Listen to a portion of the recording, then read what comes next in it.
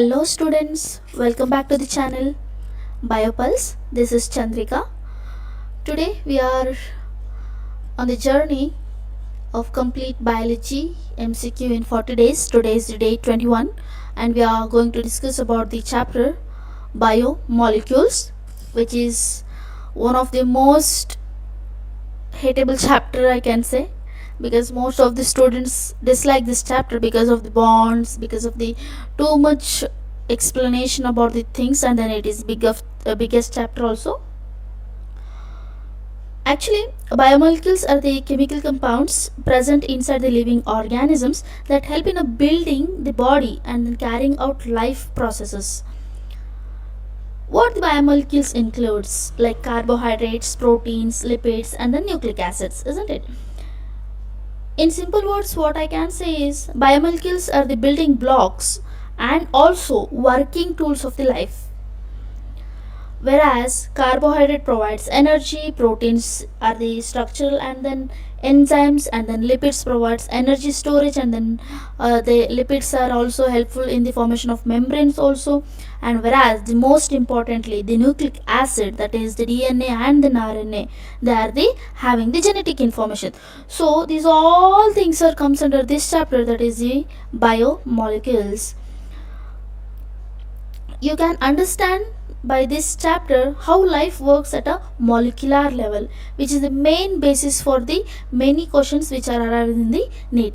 If I talk about the marks weightage, how many questions you can expect from this chapter? You can expect 1 to 2 questions from this chapter, that is approximately 4 to 8 marks. So let's go and let's learn about these things step by step, and then line by line we are covering all the NCERT concept.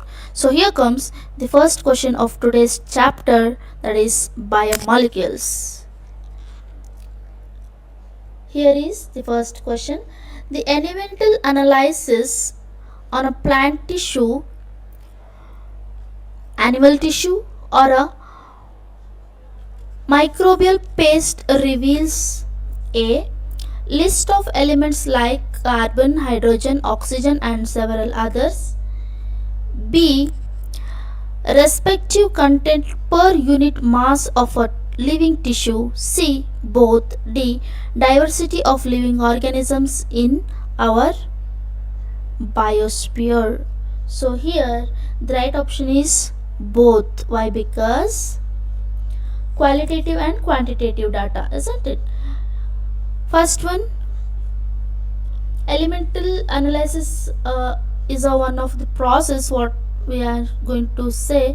Elemental analysis used to determine the chemical compositions of a simple when it is going to apply to the living tissue, it provides primarily two pieces of the information, that is qualitative and then quantitative. This is speaking about the qualitative, and then this is speaking about quantitative. That's what the right option is option C. Here the right option is option C. Next question. Elemental list could be dash in dash terms of study on living tissues and Earth's crust. Here option A, same, absolute. B, different, absolute. C, different and then same. D, same and then relative. Elemental list could be same, and then study will be relative. So here the right option is option D. Next question, question number 3. How to analyze chemical components portion.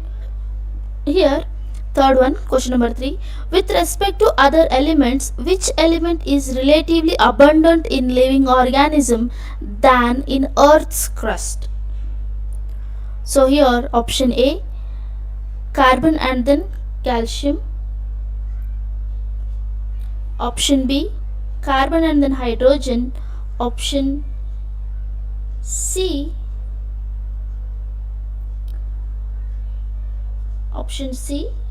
that is sulfur and then nitrogen.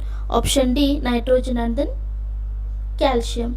So here the right option is option B, that is carbon and hydrogen.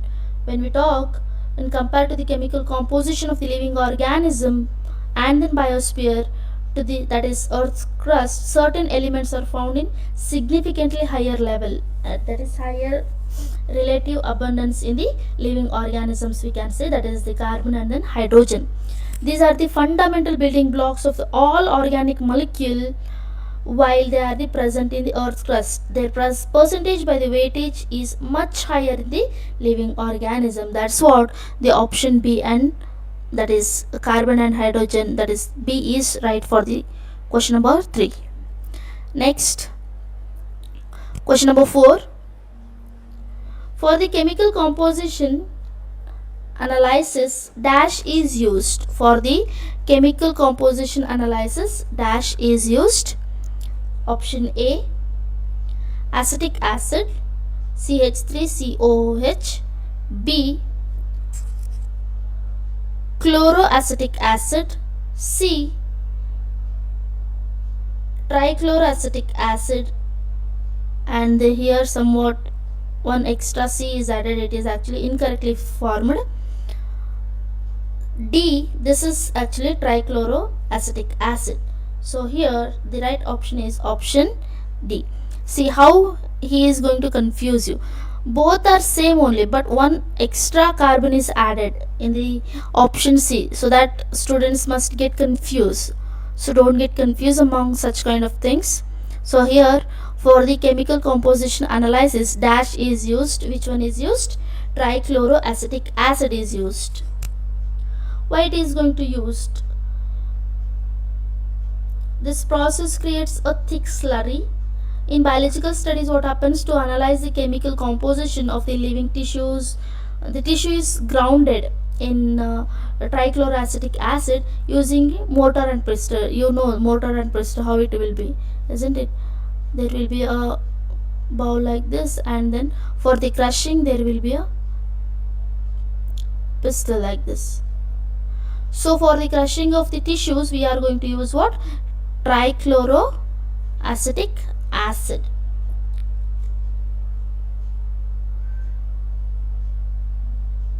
Next question, question number 5.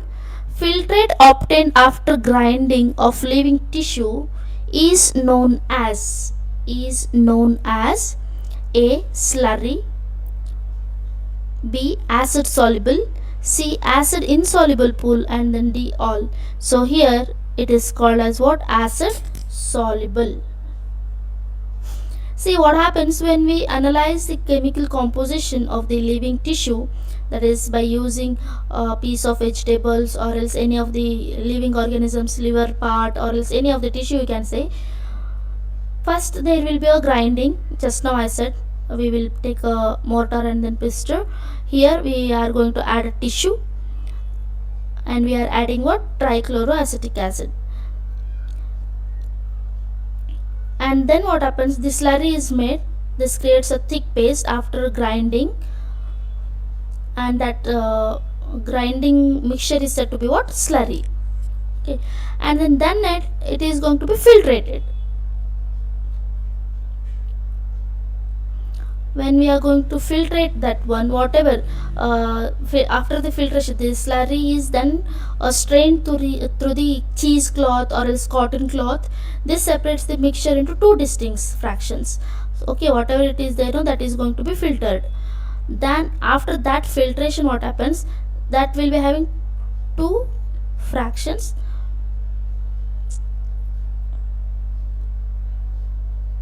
One is acid soluble pool, which is called as filtrate. One second. Acid soluble pool, okay, which is also called as what? Filtrate.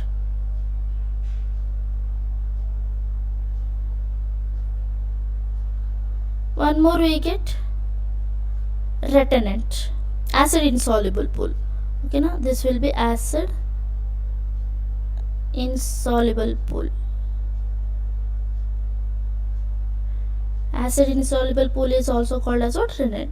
This is a material that stays on the cloth. Means if I take a jar like this and then if I kept the cloth, if I'm adding this whatever the slurry is there, and whatever filter or else filtrate I got, that is said to be what? ASP, that is acid soluble pool. And whatever the remnant will be there, whatever it is there in the cloth, that one is called as retentate, or else a remnant also you can use. So here what happens, this one acid insoluble pool, which contains what? Macromolecules like proteins, nucleic acids, and then polysaccharides. Here in the non-soluble pool, that is acid insoluble pool, here you will be having proteins, nucleic acids, and then polysaccharide.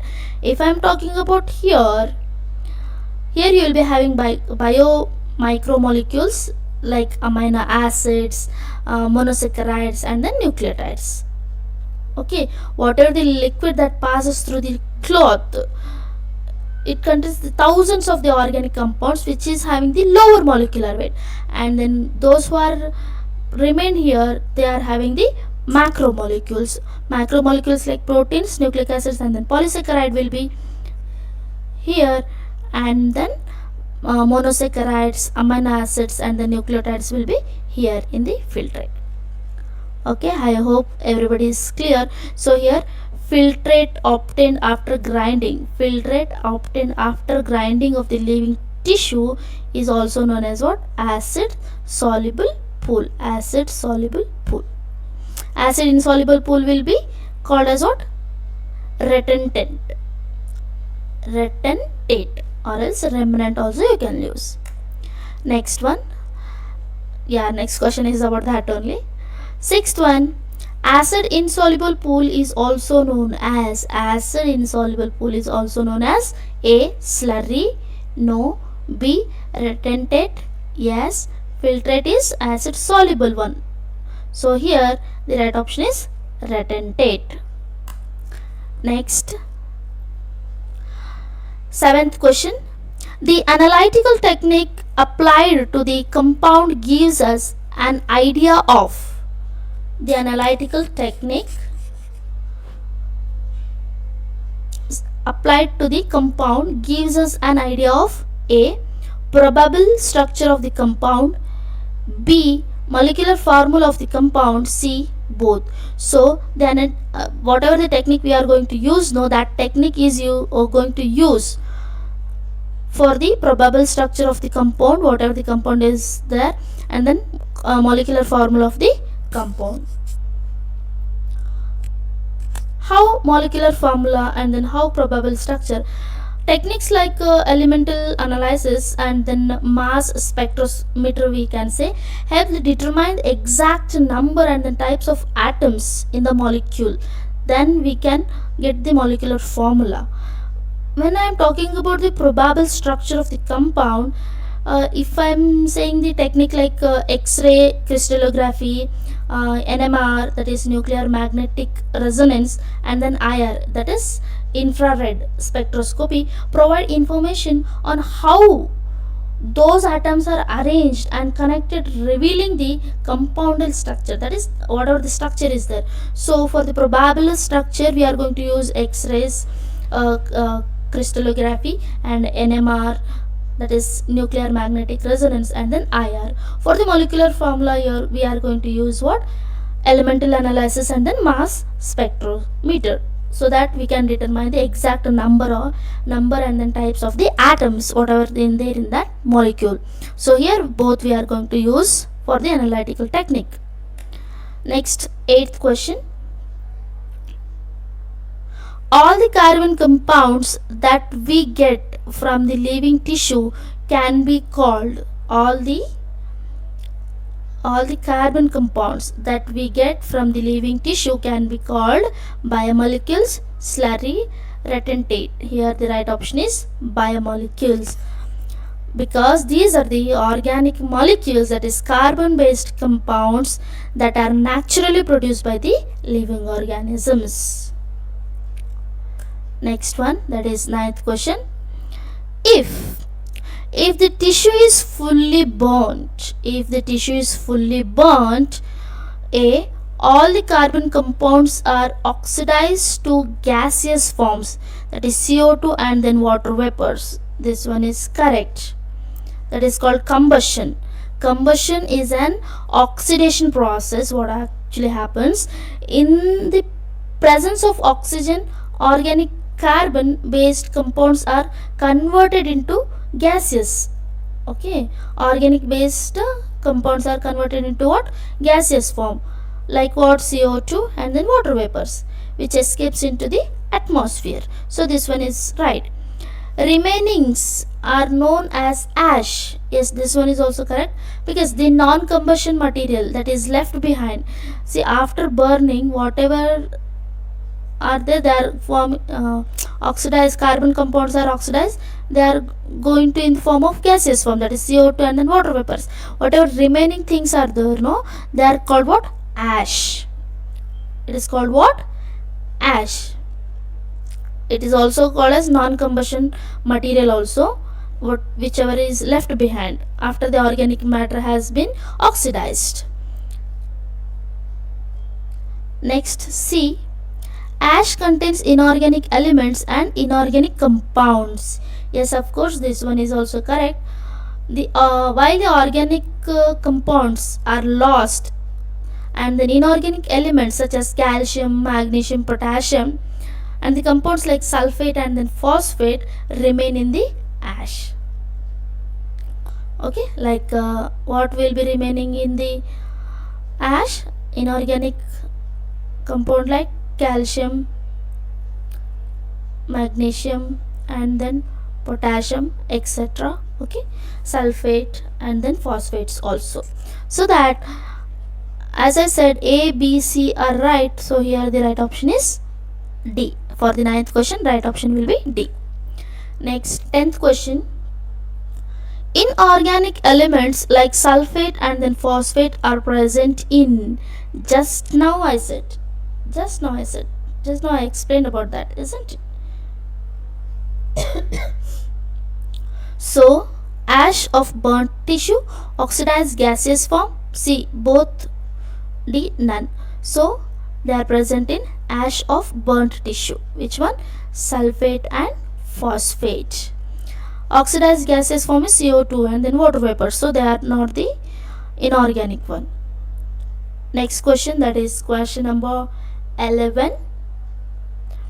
Alpha amino acids are organic compounds containing, alpha amino acids are the organic compounds containing A, amino group and acidic group substitute on different carbon, B, keto group and then hydrogen on different carbon, C, amino group and acid group substitute on the same carbon. So on the same carbon, what happens? There will be amino group and then acidic group substitute on the same carbon. This is the right. Next question, that is question number 12. How many substituted groups are present in an alpha amino acid? How many substituted groups are present in an alpha amino acids? So here the right option is option 4. That's one is D. Right option is option D. 4 substitutes of alpha amino acids are amino group, that is NH2, a basic group, and also COOH, that is an acidic group, and hydrogen atom, you will be having hydrogen atom, and also R group. What is R group? R group is variable side chain, that is a group in unique to each amino acid and determines its specific property.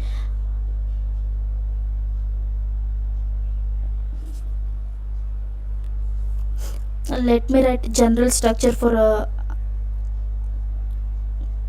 general structure or a general formula I can say, that is for alpha amino acids. There will be a R group, that is variable, and CH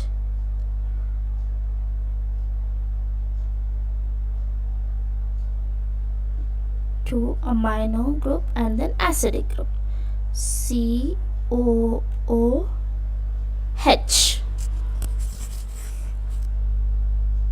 Okay, yes. So how many substitute groups are there? 4. 1, 2, 3, 4. So the right option is D. 13th one. The R group in a proteinaceous amino acid could be. The R group in a proteinaceous amino acid could be hydrogen, methyl group, hydroxyl methyl, any of the above. So here the right option is any of the above. Amino acids, as you know, they are the organic compounds. They contain amine group and then carboxyl group and a variable side chain called as what? R group. Just now we said. In 20 standard proteinaceous amino acid, this R group varies, giving each amino acid its unique property. For example, if I say when R group is simple hydrogen atom, the amino acid is glycine. If it is having methyl group, then it is alanine. If it is having hydroxyl methyl, then it is called what? Serine. If I explain you, like if R group is, let me write here. If R group is simply just a hydrogen, okay, then which kind of amino acid it will be? It will be glycine.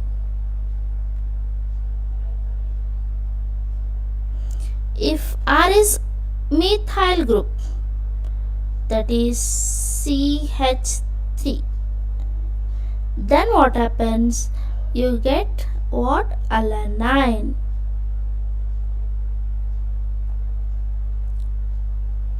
If hydroxymethyl is there, that is CH2OH, then you'll get what? Amino acid serine. That's what the right option is, any of the above. So next question, that is question number 14. The chemical and physical properties of amino acid actually.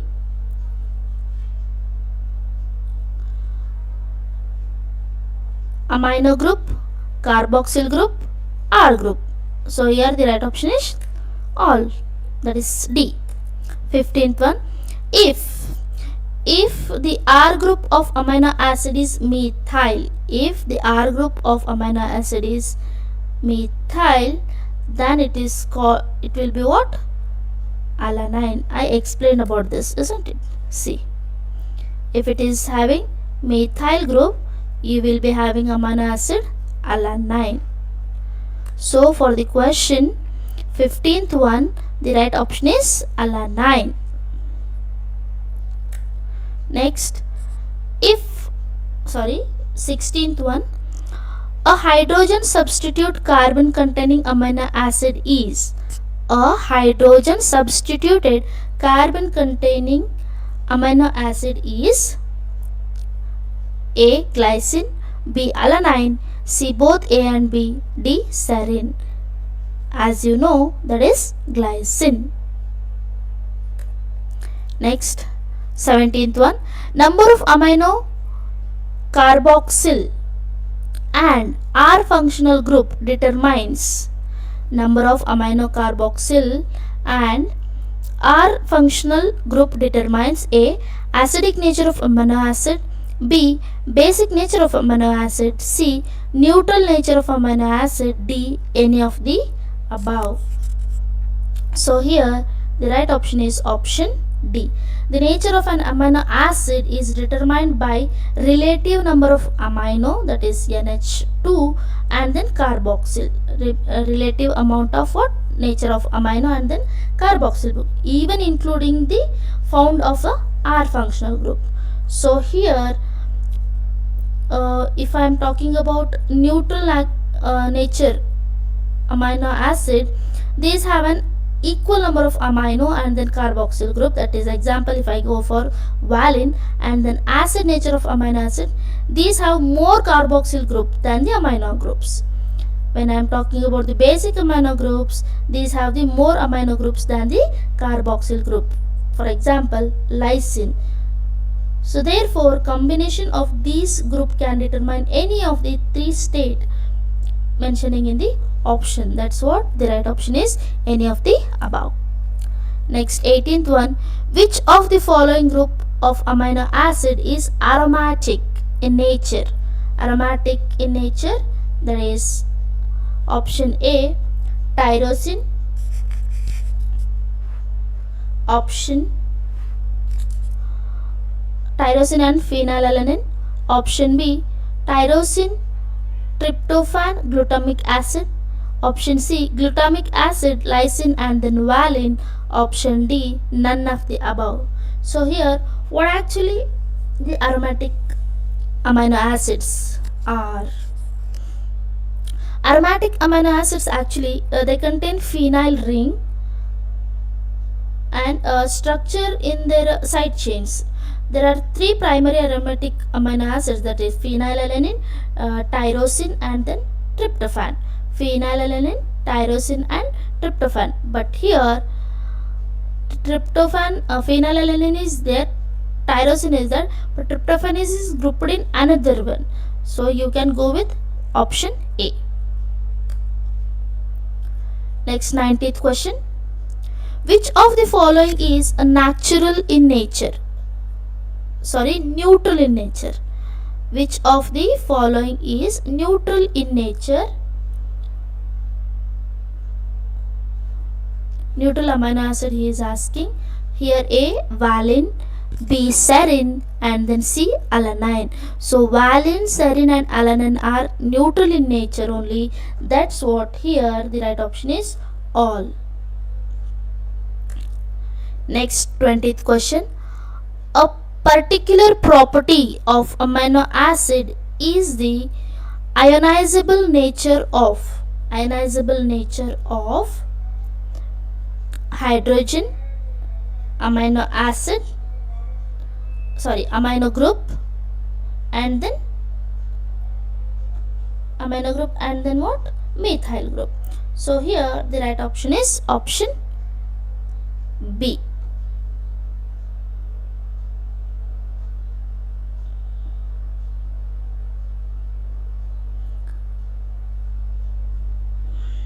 Next question, 21.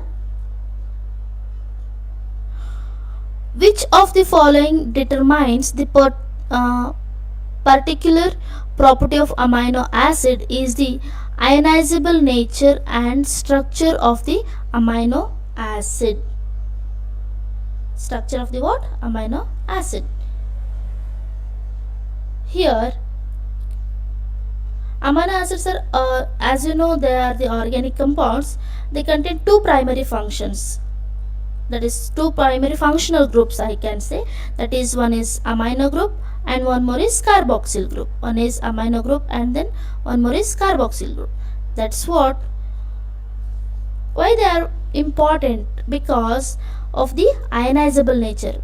Because they have both an acidic and then basic group, amino acids can exit the zwittergonic dipolar ion in the solution.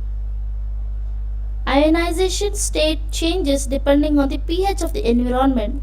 That's what the structure, that is the fundamental structure of an alpha amino acid is defined by a central carbon atom bounded to the amino group.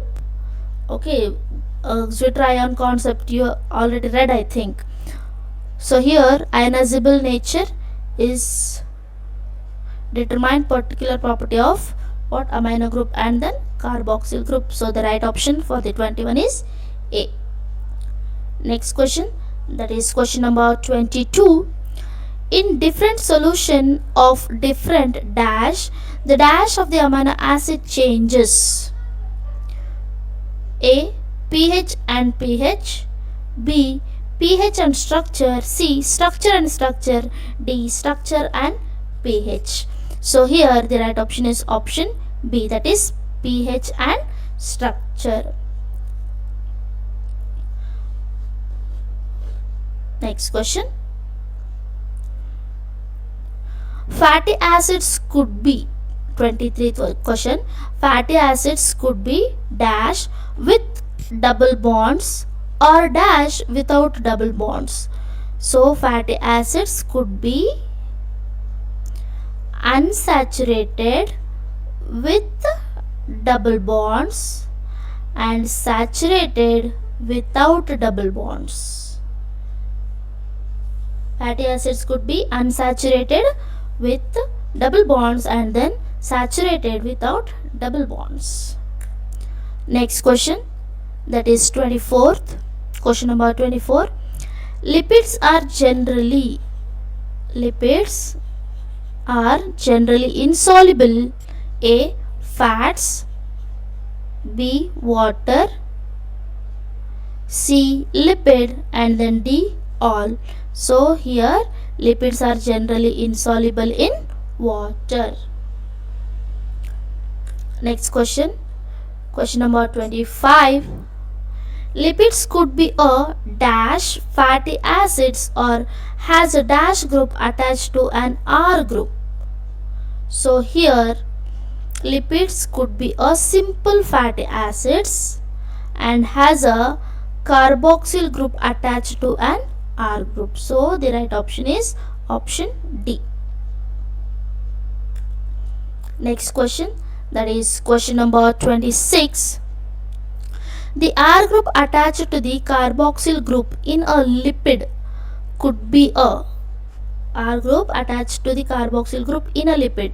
In a lipid could be next C2H5, higher number of CH2, and then all of the above. So here the right option is option D, all of the above. Next question, that is question number 27. Palmitic acid has dash number of carbons including carboxyl carbon. Palmitic acid. Here option A is 16, B is 15, C is 14, and then D is 12. So he is asking about palmitic acid has a dash number of carbons including carboxyl carbon. Let me write the structure of the palmitic acid. It's a saturated fatty acid actually, and when it is comes about the chemical formula, that is CH3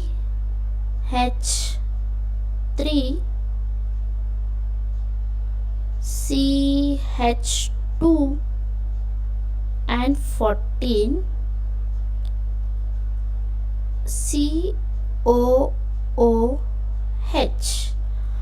So this is the chemical formula. So for this question I am expecting your answer in comment box. Answer is there on screen only, just you must think, that's it. Very simplest question I am giving you. Next, that is 28th one. Arachidonic acid has dash number of carbon atoms including the carboxyl. How much it is having? When I am writing the chemical formula for the arachidonic acid, that will be C20 H32 and then O2. So what he is asking? Carbon number.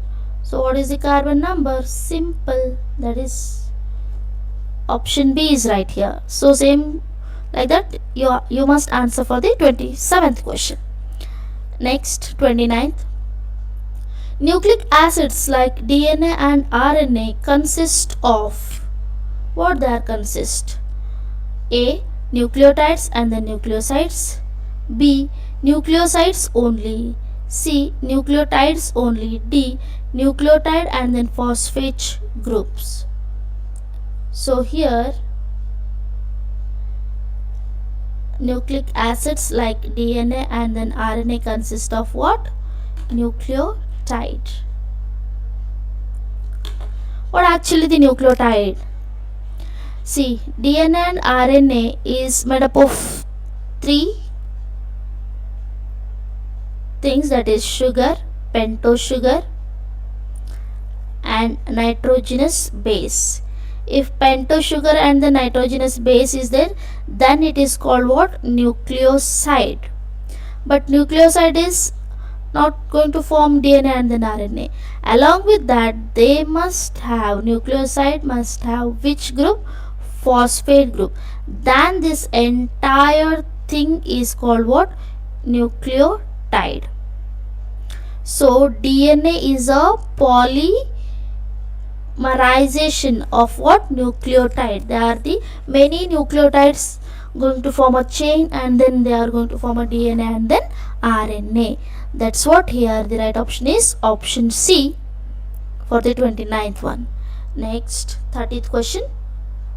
How many of the following is an esterified glycerol?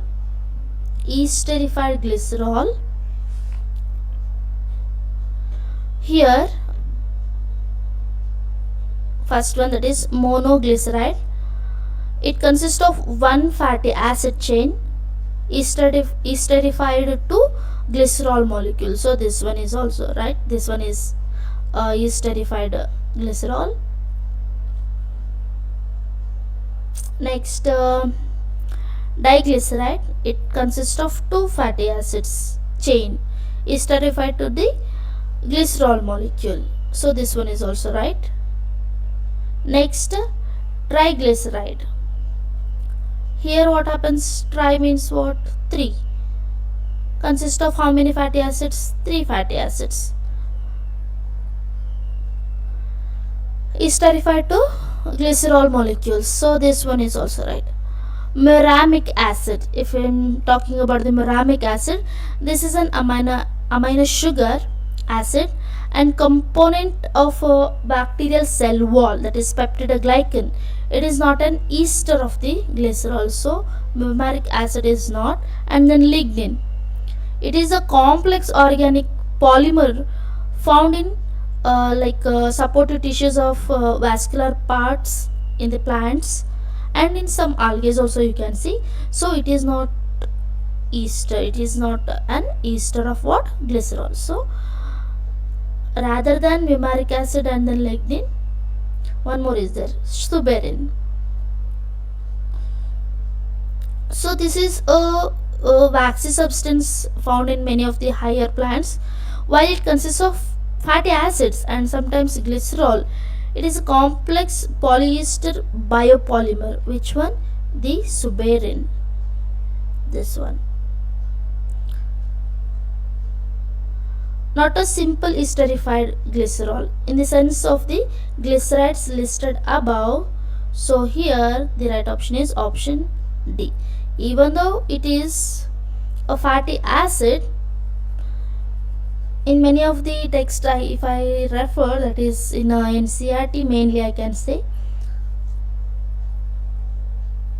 mainly direct glycerides are counted. So based on that I am going with the answer D. Next, 31st question. The oil have lower melting point. The oil have lower melting point. A. All fats. B. Triglycerides. C. Gingerly oil. And then D. All.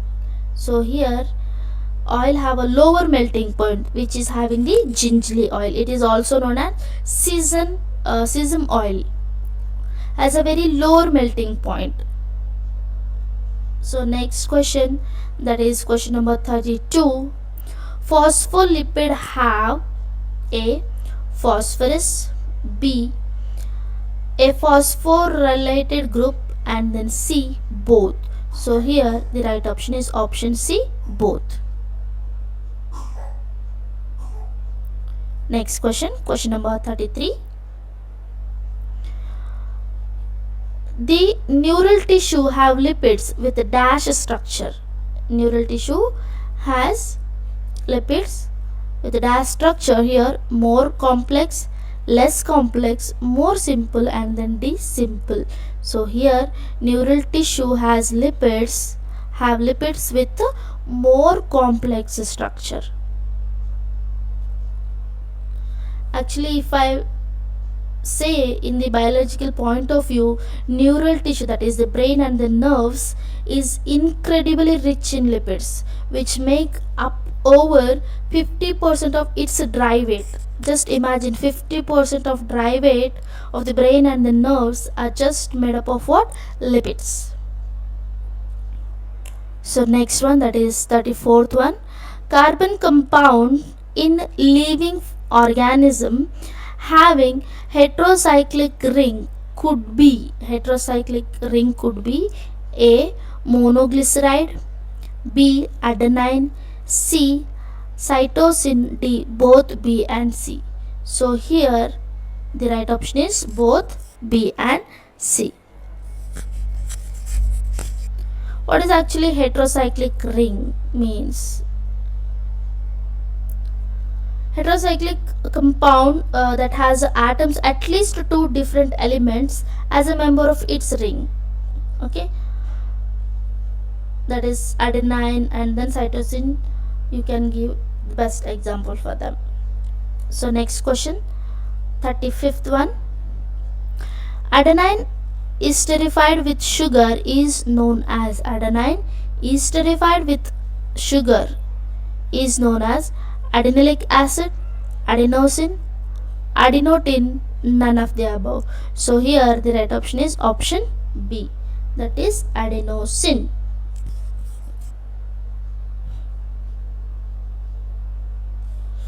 Next question from the primary and secondary metabolites. 36th question.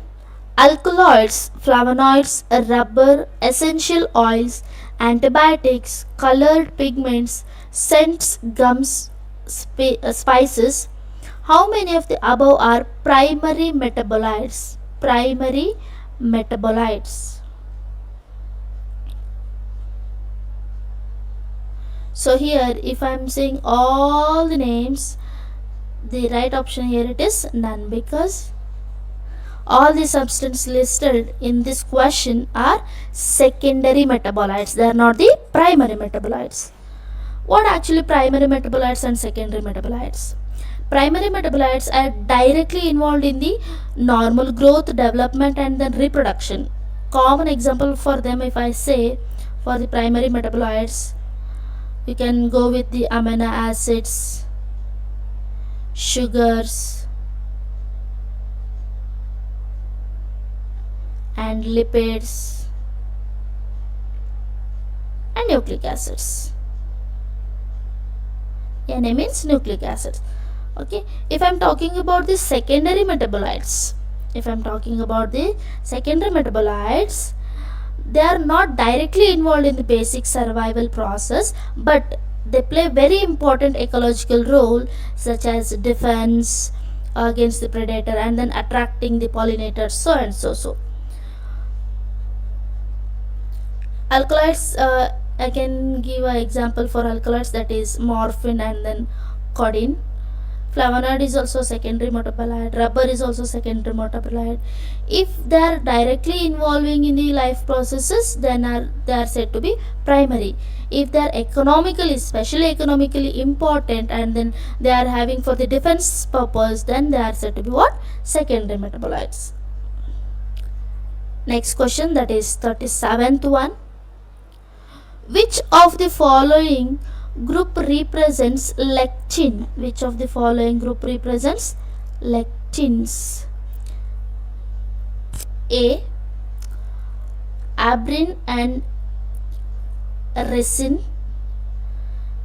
These are not the lectins, these are actually toxins. Okay.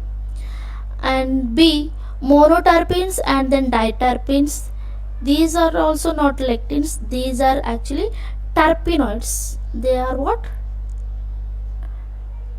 terpenoids. Next, option C, concanavalin. So here this one is the lectin.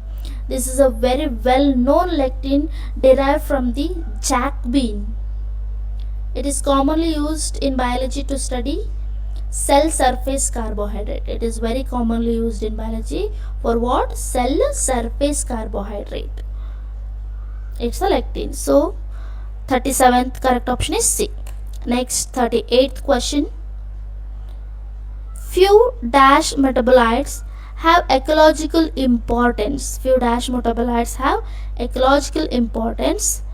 A, primary and secondary. No, I said about that. B, secondary and then primary. No. C, only primary. No. He is asking metabolites have ecological importance. So here only secondary is right. Next, the diagram represents 39th question. 39th one. The diagram represents what it is. A, ribose. B, glucose. C, both. D, none. So here the diagram is given is ribose. If in this such diagram O is not there, then it is called deoxy. Ribose is present in RNA. If oxygen is not at the present, if oxygen is deoxidized at the third carbon, then it is present in such kind of pentose sugar is present in what? DNA. That is the major difference in between the RNA and then DNA nucleotide chain. Next, 40th question. CH3CH214 COOH is what? It represents what? Palmitic acid, which is a, this is actually a chemical formula of what? Palmitic acid.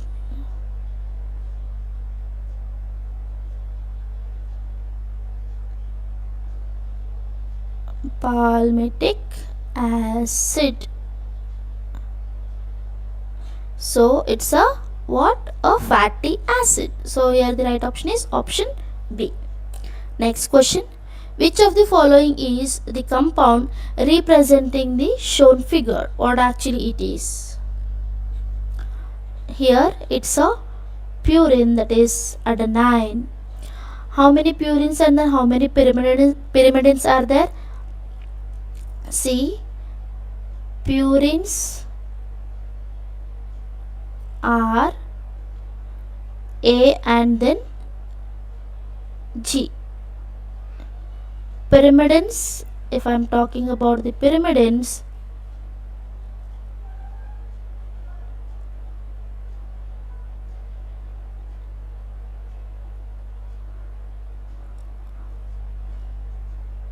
T, C. Okay, and U also, U will be there in the RNA. How you can remember? Purine, pure as gold. Just keep in mind, pure as gold. You can remember very easily. Purine is adenine and then guanine. Pyrimidine, thymine and then cytosine and uracil. Uracil will be there in the RNA. Thymidine and cytosine will be there in the DNA.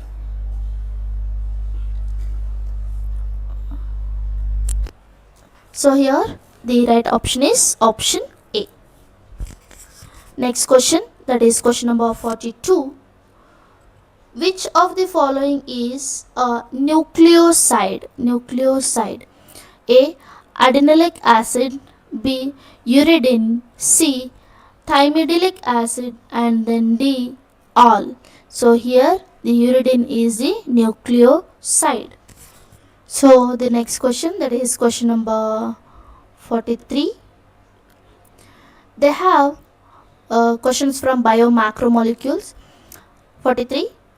They have molecular weight ranging from 18 to 800 Dalton. The above written statement represents, this statement represents what? It's about biomacromolecule? No, because it's not about biomacromolecule, it's about biomicro.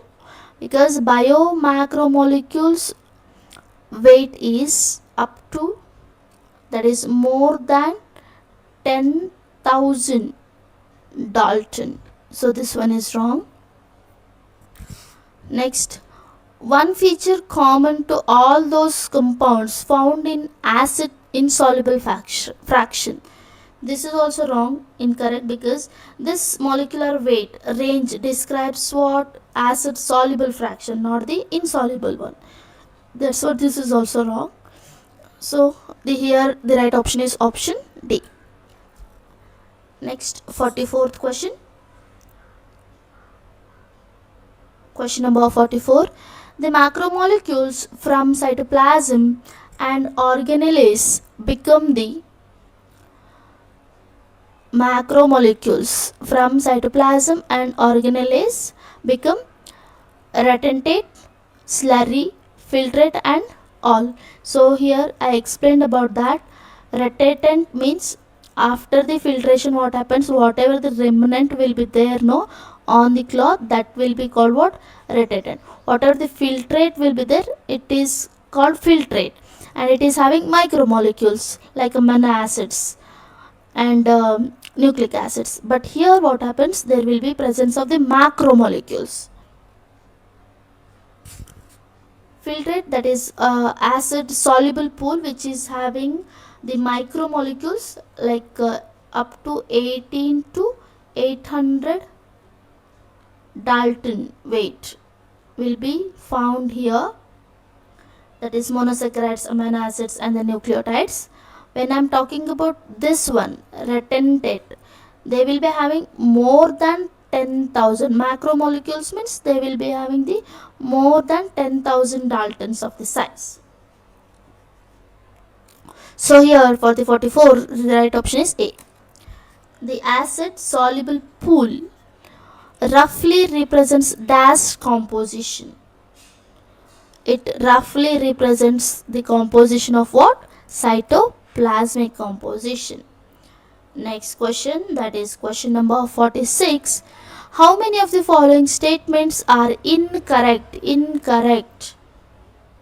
Here, acid insoluble fraction has only 4 types of organic compound. Yes, correct, because those 4 compounds are the macromolecules, that is protein, nucleic acid, polysaccharides and then lipids. Next one, second one. All the compound in acid insoluble fraction have molecular weightage in range of 10,000 Dalton and then above. This one is incorrect because acid insoluble fraction will be having micromolecules which weight approx 18 to 800 Dalton. So this one is incorrect. Next one, molecular weight less than 1000 Dalton are usually referred to as micromolecules. So this one is right. Fourth one, biomacromolecules are simply known as biomolecules. No, because biomolecules includes both biomacromolecules also, biomicromolecules also. So this one is also wrong. Among the 4, second one is wrong and then 4th one is wrong. So correct option is option B. How many? He is asking how many incorrect. There are 2 incorrects. Next, 47th question. How many of the following statement is true regarding lipids in biomacromolecules? True regarding lipids. So here, first one, lipids are polymeric substances.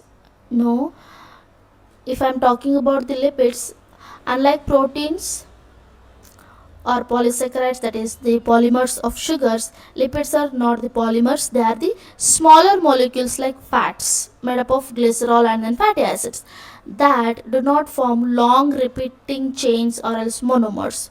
So this one is wrong. Second one, have molecular weight less than 10,000 Dalton. Yes, this one is true. The next third one, molecular weight do not exceed 800 Dalton. Yes, this one is also true. Second and then third one is true. So the right option is D. Next 48th question. Which of the following statement is not correct? Not correct. A. After grinding, cell membrane forms the vesicle. Yes, this one is right.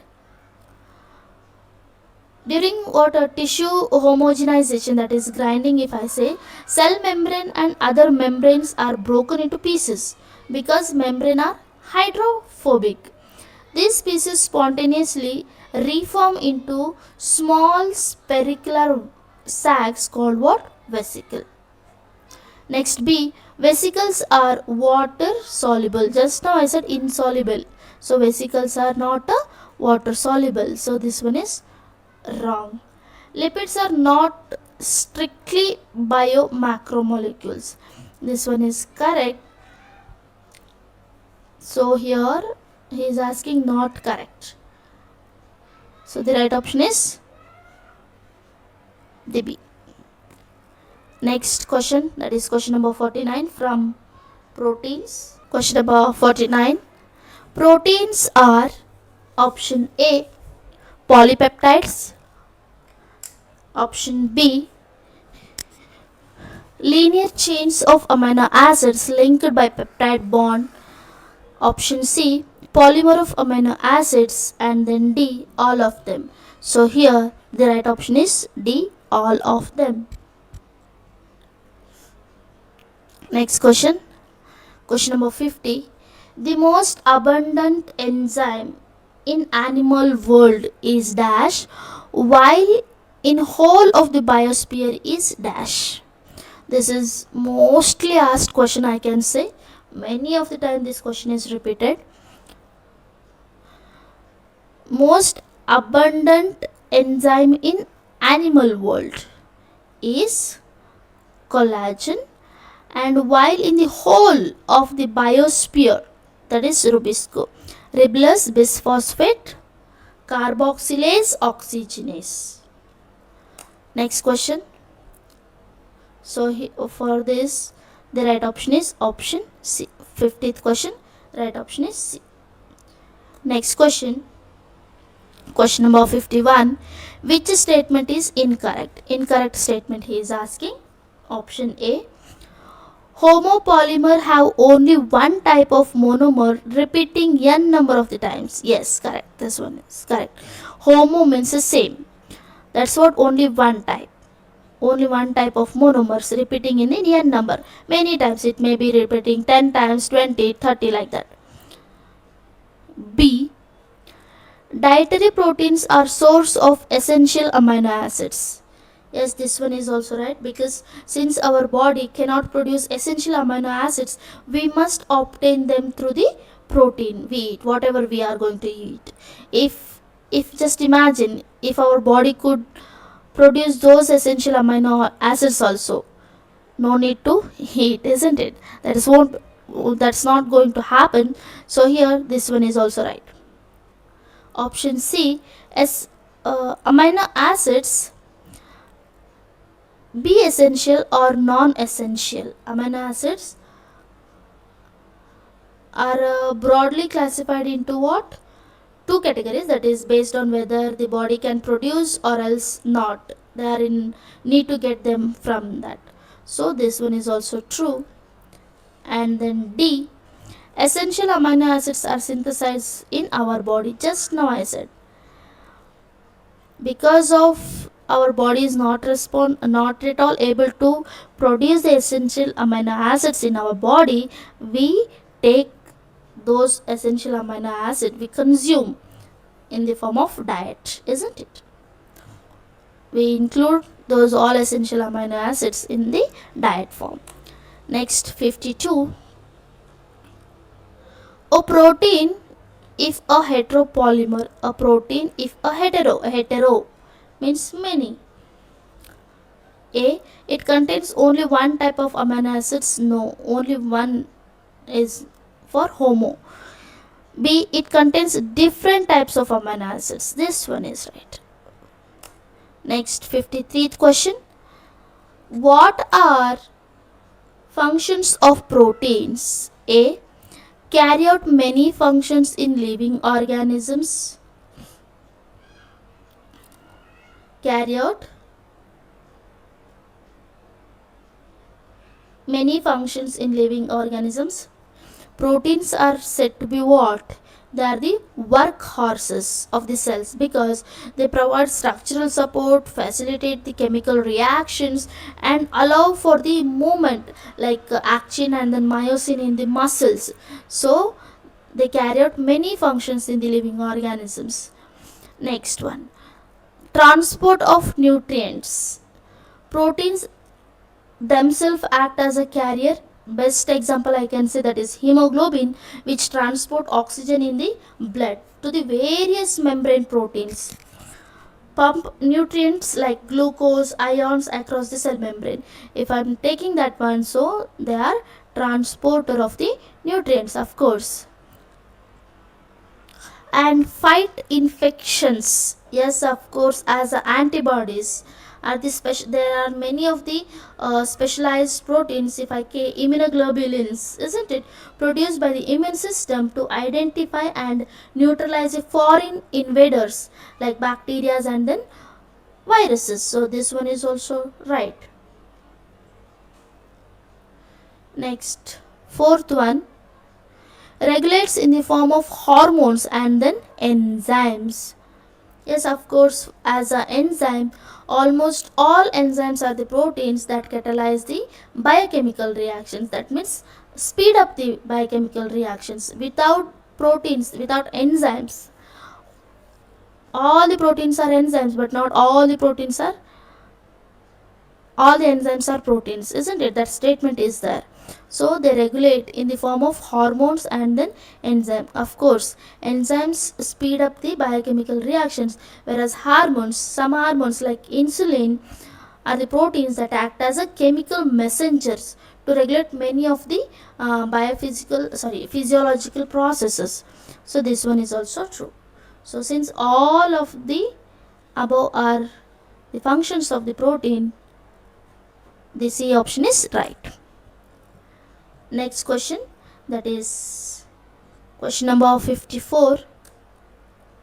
Polysaccharide, from the polysaccharides portion. 54. Polysaccharide is the part of dash.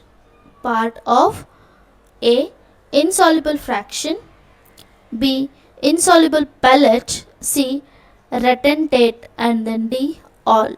So here all the meaning is same, so the right option for the 54 is all. Next question, what are examples of homopolymer? 55th question, what are the examples of homopolymer? Homo means same, isn't it? So here A, N-acetyl galactosamine glucosamine,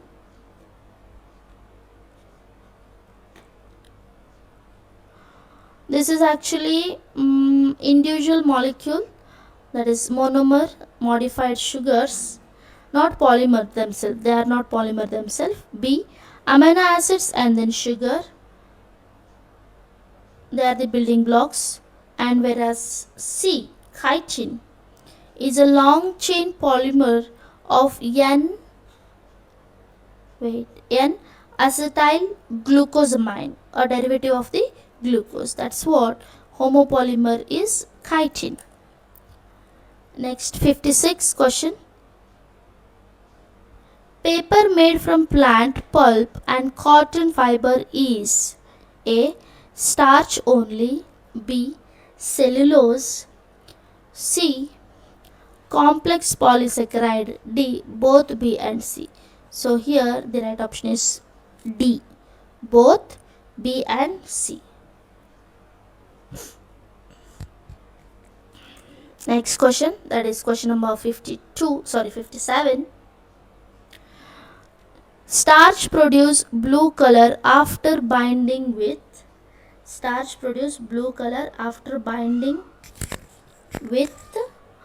I2. Yes, it's true. Iodine molecule. Okay, starch forms secondary helical structure when it is binding with the iodine molecule.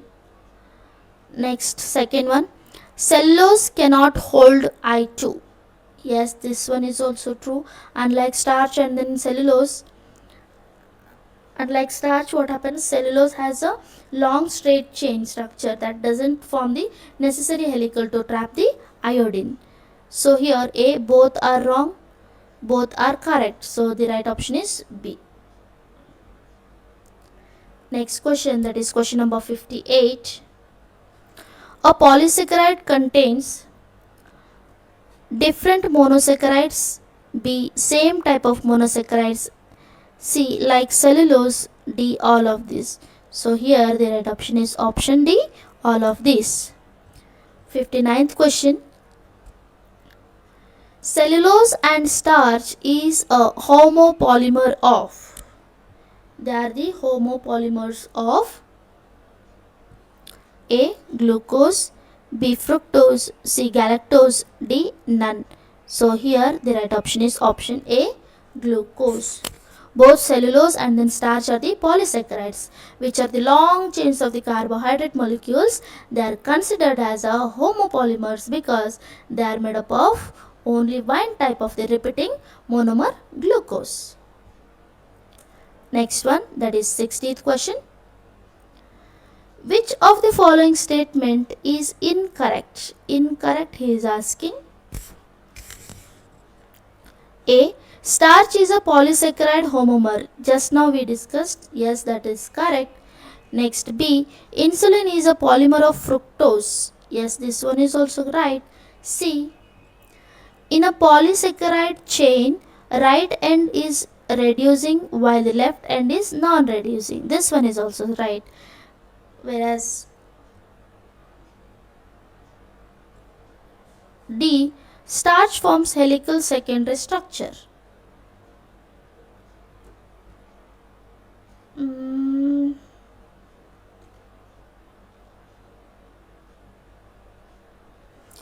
Here D is also right. So none of them are incorrect. So let's take another option. E. None of the above. So none of the above are incorrect. So here the right option is E. Sorry for this. Next questions from nucleic acid. 61 question. Nucleic acids are A. Polynucleosides, B. Polynucleotides, C. Both, D. None. So here the right option is polynucleotide. Nucleic acids, that is the DNA and then RNA, are the polynucleotide chains.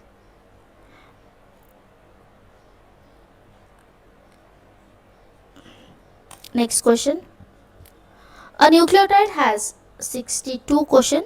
A nucleotide has dash chemical distinct compounds. A nucleotide has dash chemical distinct compounds, only 1, 2, 3 and then 4. Here the right option is 3. Let me explain what actually the nucleotide is. See, this is the pentose sugar. Next comes about the nitrogenous base, and then there will be a phosphate group. So this is 1, this one is 2 and then this one is 3.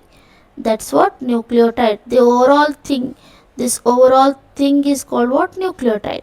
nucleotide dash chemical distinct compound. How many? 1, 2, 3. Here there will be a nitrogenous base. That nitrogenous base may be adenine, that may be guanine, purines, and that may be thymine or else cytosine or else uracil.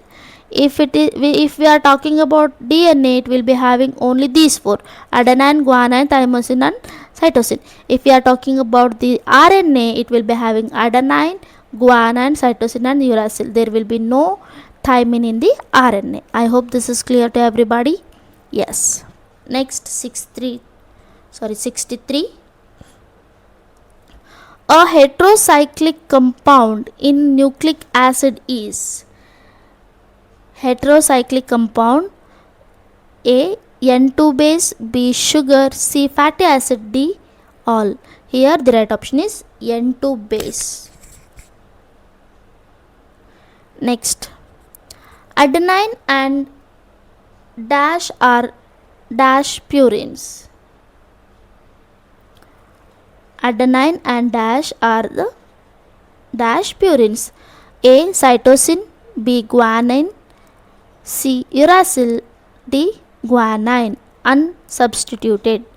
So here the right option is option B, guanine. I said purines. How you will remember purines? Pure as gold. Pure as gold. So here adenine and guanine are what? Purines. Which kind of purines? Substituted purines. Next question, that is question number 65. The sugar found in polynucleotide is either ribose or dash. Here A. 2-deoxyribose monosaccharide, B. monosaccharide 2-deoxyribose. That is correct, that is B. Next question, that is from the structure of the proteins, that is 66th question. In a protein, the left end represents A. first amino acids and then C terminal, B. last amino acid and N terminal, C. first amino acid and N terminal, D. last amino acid and C terminal. So in a protein, left side represents what? The first amino acids and N terminal. Next question, that is question number 67. In a protein, the right end represents left end represents what? First amino acid and N terminal, whereas right end represents A. first amino acid and C terminal, B. last amino acid and then N terminal, C. first amino acid and N terminal, D. last amino acid and C terminal. So here the right option is option D, last amino acid and C terminal. Next question, that is question number 68. Which of the following statement is untrue? That is incorrect only. That is false also, you can remember. A. A protein thread is folded in the form of a helix. Yes, of course. They are referring here the alpha helix one, a common secondary structure where the polypeptide chain is coiled. The next B. Only some portion of protein thread are arranged in the form of a helix. Of course, this one is also true, because most of the proteins contains mix of the different structures, like including alpha helix, beta pleated sheet, and then unstructural random coils or else loops. So this statement is right. C. In proteins, only left-handed helical are observed. No, this one is wrong. because in the nature alpha helix found in the protein are almost exclusively right-handed fashion, while left-handed fashion helicals are possible, theoretically possible. They are energetically unstable due to the steric hindrance between the side chains, and then are typically found in the functional proteins. Okay, so C is untrue. Next question, that is question number 69. The long protein chain is also folded upon itself like a hollow woolen ball known as a upon itself like a hollow woolen ball known as primary, secondary, tertiary, none of the above. So here the right option is option C, tertiary structure. What happens in the primary, what happens in the secondary? In the primary there will be a linear sequence of amino acids, amino acid, amino acid, amino acid, amino acid, amino acid, amino acid, that makes primary structure. In secondary what happens? Local folding of the polypeptide chains, that is into specific shapes like alpha or else beta, like that. In tertiary this is a overall three-dimensional folding, and next after tertiary there will be a quaternary structure also. This occurs when multiple polypeptide chains, that is subunits, comes together to form a functional protein. For the quaternary I can give best example hemoglobin. Okay, here in the tertiary what happens? There will be three-dimensional one, 3D folding. Okay, three-dimensional folding of an entire polypeptide chain. Next question, that is question number 70. See here the diagram is given, this one. So first one, this is 1 and then this one is 2. This one is primary and then secondary. Right option is A. Next question. Question number 71. Protein polypeptides or subunits arranged with respect to each other of a protein otherwise called the A, primary structure, B, tertiary, C, quaternary, D, secondary. Here the right option is option C. Next question. A adult human HB, that is hemoglobin, consists of dash subunits 1, 2, 3, 4. That is answer is D, 4. Next 73. Dash subunits of alpha type and then dash of a beta type together constitute the human hemoglobin. Here the subunits 2 alpha and then 2 beta. 2 alpha and then 2 beta. So the right option is option B.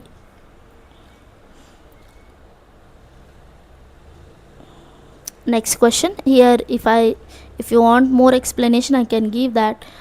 In alpha type what happens? Alpha subunit, it consists of 141 amino acids. 141 amino acids. And if I am talking about the beta, it is constituted of 146 amino acids. Together there will be 4 subunits. Next, nature of bond, linking monomers in a polymers. 74th question.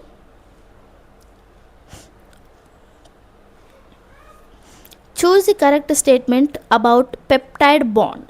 Choose the correct statement about what? Peptide bond. Here option A.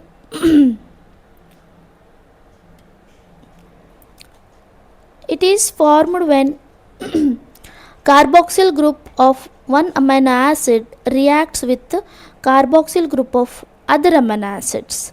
B. It is formed when amino group of one amino acid react with the carboxyl group of other one. C. It forms when carboxyl group of one amino acid reacts with the amino group of the other one.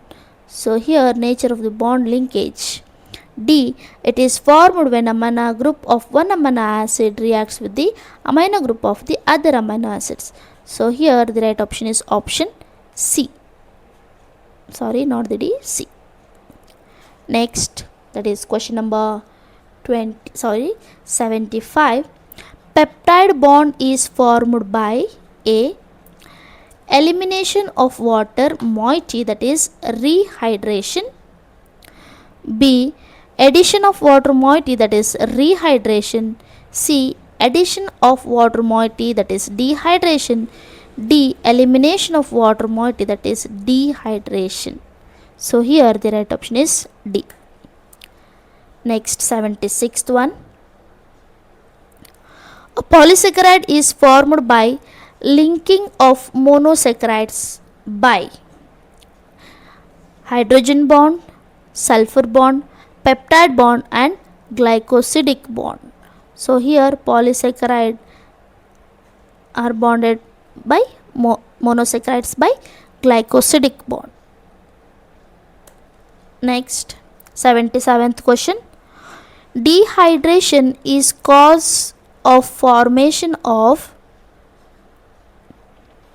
A. Peptide bond, B. Glycosidic bond, C. Both A and B, D. None of this. So here, wait, right option is option C. Right option is option C. Next question, 78th one. Glycosidic bond is formed between monosaccharides while linking carbon and carbon, carboxyl and amino group, carbon and hydrogen, D. Carbon and oxygen. So here the right option is carbon and oxygen. Next, match the following, and here some tricks also I have given. Column with column 2, here bonds are given, and then after forming occurrence also is given. What is column 1? Peptide bond, glycosidic, ester bond and H bond. Here peptide bond is for what? Proteins. So I can go with between adjacent amino acids. Proteins are made up of what? Amino acids. A is 2 means this one is deleted, this one is eliminated. By eliminated method you can find out answer very easily. So I am getting confused among these two, isn't it? So I will go with the glycosidic bond. Glycosidic, that is for carbs. So glycosidic between the adjacent carbon of the monosaccharide. B is for 4. This one is also having the same. Let's go with the C. Ester bond. Here between the phosphate hydroxyl group of the sugar. Ester bond, that is C, is 3, and then H bond between the nitrogenous bases of the nucleic acid. So C is 3 and then D is 1. Right option is D. 80th question. In nucleic acid, phosphate links A. Third carbon of both sugar of succeeding sugar. B. Third carbon of one sugar and then fifth carbon of the other sugar of succeeding nucleotide. Next, C. Fifth carbon of one sugar of the succeeding sugar, and then D. Fifth carbon of one sugar and then third carbon of the other group. So here the right option is option B. In nucleic acid, phosphate link is between the third carbon of one sugar and fifth carbon of the other sugar of succeeding nucleotide. Next question, that is question number 81. What is or are number of ester bonds and phosphodiester bond either side of the nucleic acid respectively? So here either side of the respective ester bond will be 2 and then phosphodiester bond will be 1. So the right option is option C. Next one, that is question number 82. The famous Watson-Crick model is related to A. nucleic acid, B. protein, carbohydrate and then enzyme. Yes, of course, Watson and Crick model is with respect to the structure of the DNA. Next, how many of the following is 83th question. How many of the following is or are correct with respect to the Watson and Crick model? First one, DNA exists as a double helix. Correct. DNA exists in the form of double helix. Second one, the strands of polynucleotide are anti-parallel. Of course, one run with 5' to 3' and one more is 3' to 5'. And the backbone is formed by sugar only. This one is incorrect because backbone is made up of phosphate and then sugar. Nitrogenous bases faces inside. Yes, here this one is correct. When nitrogenous bases will be there, they are present inside.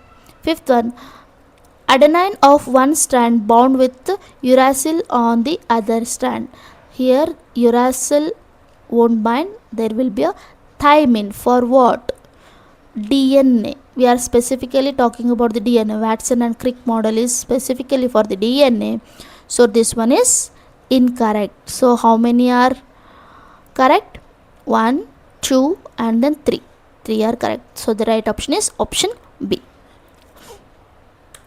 Next, 84th one. Choose the correct nitrogen base pairing of DNA. Nitrogen base pairing of DNA. A, 3 hydrogen bonds with T. B, A bond with U. C, A bond with 2. D, with 2 hydrogens and then D, A binding with uracil with the 3 hydrogen bonds. Keep in mind, adenine always pairs with thymine and then guanine always pairs with cytosine. Guanine always pairs with cytosine. And adenine always pairs with thymine with 2 hydrogen bonds and then guanine always pairs with cytosine with 3 hydrogen bonds. So the right option is option C.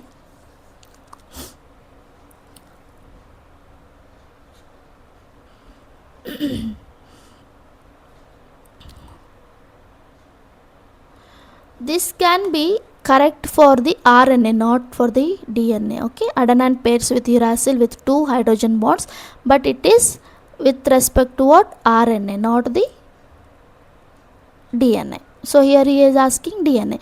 If he is asking for the RNA, this must be the right option. Next, 85th one. Each step of ascent is represented by how many pairs of bases according to Watson and then Crick model? Each step of ascent is represented by the how many pairs of bases according to the Watson and Crick means only one pair of bases each. Means what? See here, step of ascent means this is the double stranded DNA. Just imagine. Okay, this is the helix from this to this up to turn. It will be having 10 base pairs. 1, 2, 3, 4, 5, 6, 7, 8, 9, 10. Ascent is represented by how many pairs of bases? Only one. Once this is one step, this is one step, this is one step, this is one. This one will be having only one pair of base pairs. If here A is there, it is going to base pair with the T. Here if it is C is there, here there will be G. If G is there, there will be C, like that. So the right option is option A. Next, 86th one. At each of ascent, this strand turn. At each ascent, this strand turn 63 degree, 36 degree, 34 degree 3.4. So here the right option is option B. The complete turn, one full turn, it takes 360 degree turns of the helical strand, occurs every 10 base. Just now I said, isn't it? So if we take a rotation per base pair to find the turn at each step, for one turn it takes complete 360 degree, means how much base pair it is having? 10 base pairs, isn't it? So for per base pair there will be 360 degree. That's what this one is right.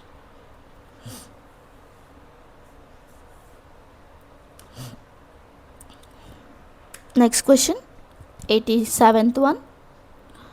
One full turn of helix strands of the bDNA involves how many nitrogen bases? Just now I said.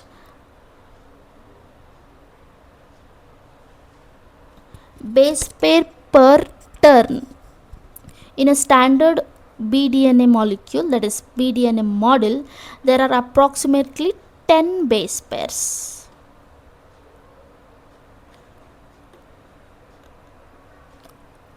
Let me just a minute. See how confusing he is asked.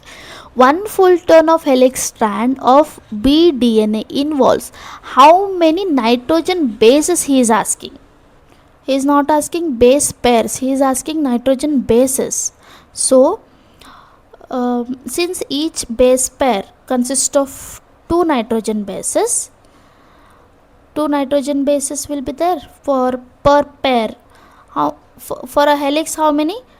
10 base pairs will be there. That's what the right option will be, 20, not the 10. I thought firstly in hurry I am getting confused. I thought nitrogen base pair, but he is given nitrogen base. So be sharp and then be accurate while reading the sentence. Don't make such mistakes as I just did, isn't it? Next question, that is question number 88. Choose the correct statement regarding bDNA. See here, A, pitch would be 36 angstrom. No, the pitch of the bDNA is 34 angstrom. This one is wrong. B, the rise per base pair would be 3.4 angstrom. The rise per base pair will be 3.4 angstrom. This is correct one. And then C, pitch would be 3.4 angstrom. This is incorrect. This value represents the rise per base pair, not the pitch. And then D, the rise per base pair would be 36. This is also wrong. So the right option for the 88 is B. 89. Cytosine bond with dash by dash hydrogen bonds. Here cytosine always bond with guanosine with 3 hydrogen bonds. So G and then 3. Next question, that is question number 90. Living state is A, equilibrium steady state to be not to perform work.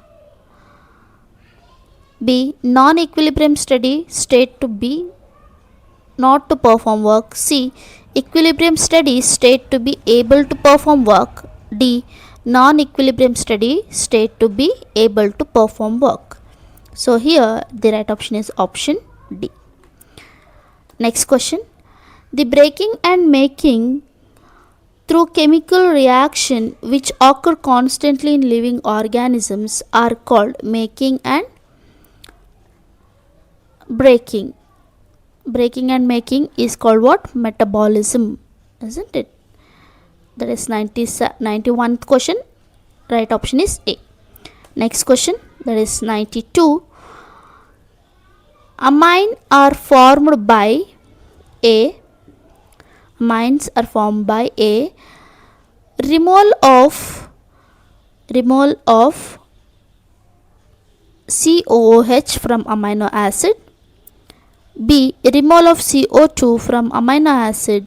C. Addition of CO2 to amino acid. D. Addition of COOH to amino acid. So here the right option is option B. Next, 93th question.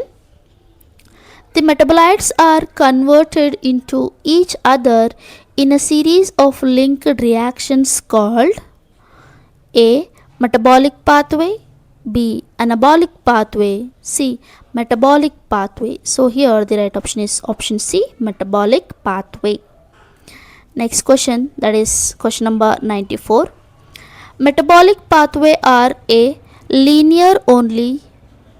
B. Circular only. C. Maybe linear or circular. D. None of this. This is right option is C, maybe linear or else circular. For example, linear I can give example glycolysis for the metabolic pathway, and then for the circular, Krebs cycle we can say. 95th one. How many uncatalyzed metabolic conversions is or are found in living system? Uncatalyzed metabolic conversions. Here 1, more than 1 but less than 100. C 0, and then D is 1000. Here the right option is option C, that is 0. In living organism, metabolism is sum total of all the chemical reactions occurring within an organism, isn't it? A fundamental rule of biology is that there is no uncatalyzed metabolic conversion in the living organism. That's what option is C 0. 96 from the metabolic basis of living. Metabolic pathway that lead to a more complex structure from a simple structure is A. Anabolic pathway. Yes, this one itself is right. Choose the correct about the catabolic pathway. Choose the correct about catabolic pathway. 1. Metabolic pathway that leads to simpler structure from a complex structure, that is called what? Catabolic. Second one, glucose becomes lactic acid in our skeletal muscle. This one is also right. 3. Acetic acid becomes cholesterol. Acetic acid becomes cholesterol. No. This is the biosynthetic process where small molecules are built up into the large complex molecules. This is an anabolic one, not the catabolic one. So this is wrong. Metabolic pathway that leads to more complex structure from a simpler structure. Now this one is describing the anabolic one, not the catabolic. So this one is also wrong.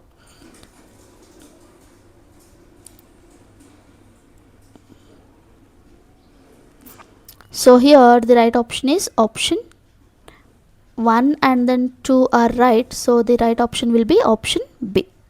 This is about the 97th question. So next is about 98. Which of the following except to consume energy? Which of the following is except to consume energy? Option, that is first one, when glucose is degraded to lactic acid. 2. Assembly of protein from amino acid. 3. Anabolic pathway, and then fourth one is catabolic pathway. So here consuming energy while second, that is assembly of the protein from amino acid, and then third one, that is anabolic pathway. So here the right option will be option second and then third, that is B. So we will go with the option B here.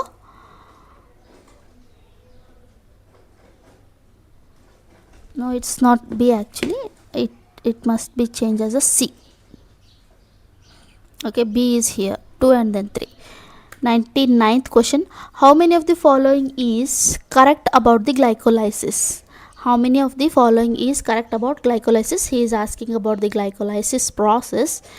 First one, formation of glucose from lactic acid. Formation of the glucose from lactic acid. No, this is first one itself is wrong.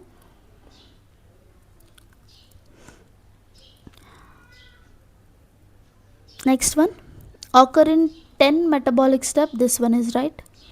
Energy liberated during the degradation is stored in the form of chemical bonds. This one is correct. And formation of lactic acid from glucose. This one is also correct. So here correct option is 3, 2, 3 and then 4. 2, 3 and then 4. So right option is B.